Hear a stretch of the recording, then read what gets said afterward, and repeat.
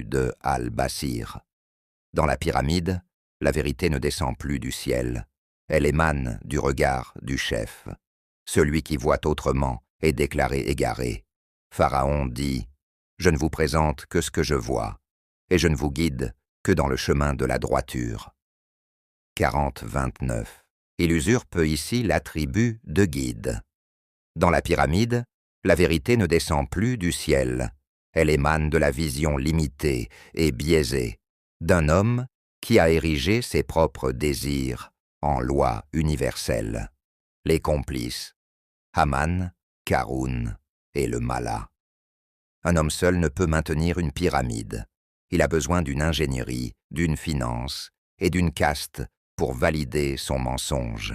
Ces acteurs sont les véritables piliers qui rendent la mécréance opérationnelle et durable.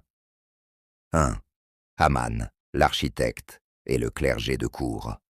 Haman représente l'élite technique et intellectuelle.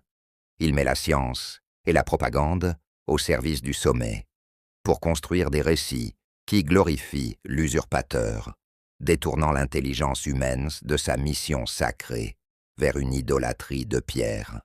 Versets 28-38. Ô Haman, bâtis-moi une tour, peut-être atteindrai-je les voies des cieux.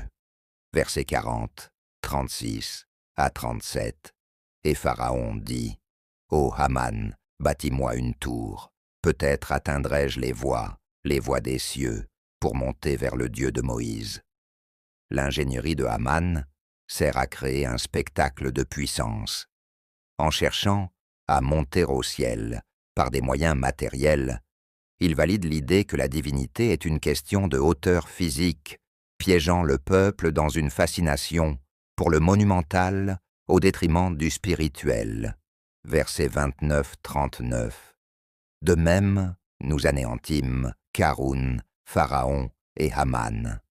Moïse leur apporta des preuves évidentes, mais ils s'enorgueillirent sur terre. Haman est indissociable du tyran. Son savoir ne lui sert pas à reconnaître les preuves évidentes, mais à consolider l'orgueil du système. Il est le cerveau qui rationalise la mécréance et la rend techniquement possible. Verset 28-6. Et de montrer à Pharaon, à Haman et à leurs soldats ce qu'ils redoutaient d'eux.